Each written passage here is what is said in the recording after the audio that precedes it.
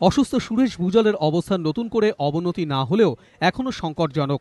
বুধবার কনস্টেবল পদে শারীরিক সক্ষমতার পরীক্ষা দিতে এসে অসুস্থ হয়ে পড়েন কালিম্পংয়ের বাসিন্দা বছর 21-এর সুরেশ। এসএসকেএম এর ক্রিটিক্যাল কেয়ার ইউনিটে ভেন্টিলেশনে রাখা হয়েছে ওই পরীক্ষার্থীকে। চিকিৎসকেরা জানিয়েছেন সুরেশের সাড়া দেওয়ার ক্ষমতা কমে গিয়েছে।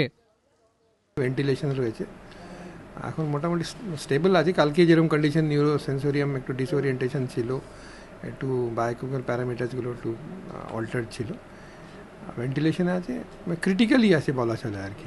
কালিম্পং শহর থেকে 12 কিলোমিটার দূরের এক বস্তির বাসিন্দা সুরেশ কলকাতায় কনস্টেবল নিয়োগের দৌড়ের পরীক্ষায় যোগ দিতে 4 জুন কালিম্পং থেকে রওনা দেন। সঙ্গে এসেছিলেন বন্ধু লাগবো তামাং।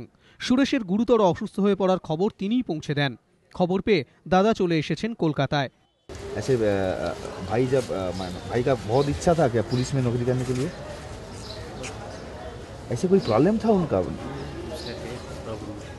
अगर रेस के दौरान वो ऐसे कुछ बीमार हो गई, गर्मी ज़्यादा था, हमें भी वो सांस लेने में तकलीफ हो रही थी, जैसे दौड़ते जा रहे थे, भागते जा रहे थे, और दादा अचानक से बीमार पड़ गए, तो हम भी दादा के साथ इधर हॉस्पिटल आ गए अचानक, और तभी से दादा ऐसे। বাড়ির ছেলে এসএসকেএম হাসপাতালে মৃত্যুর সঙ্গে পাঞ্জা লড়ছেন।